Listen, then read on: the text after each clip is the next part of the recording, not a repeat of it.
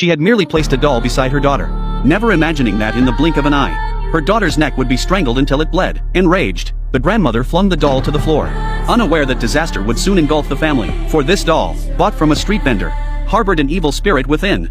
5 years passed in a flash. Yoshi's daughter grew into a young child. Everyone had forgotten about the eerie doll in the closet. But one day, a marble rolled into the junk room, and the doll was brought out again by her daughter. Strangely, the doll's hair had been short 5 years ago, yet now it had grown long and thick. Even more terrifying, its fingernails had grown significantly longer. Seeing her daughter playing so happily, Yoshi didn't think much of it. But unexpectedly, after that, her daughter seemed possessed. She carried that doll everywhere she went. Yoshi was utterly helpless. That night, as Yoshi slept, a figure slowly entered the room. Without a word, it crawled into Yoshi's bed. This startled Yoshi greatly. Afterward, she sensed something sinister about the doll, to prevent further scares. After her daughter left for school, Yoshi stuffed the doll into a trash bag, and tossed it downstairs without hesitation. She believed this would end the terror.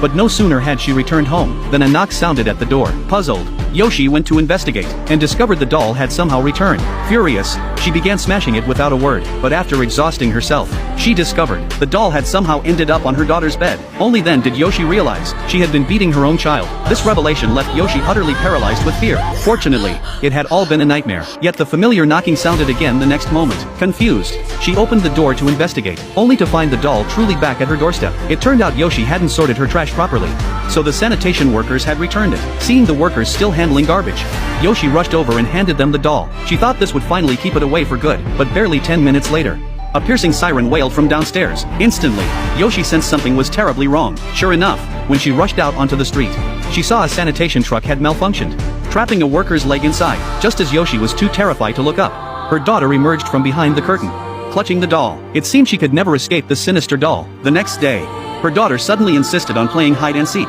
Yoshi reluctantly searched for her daughter, only to find a pair of small hands on the washing machine. Before Yoshi could react,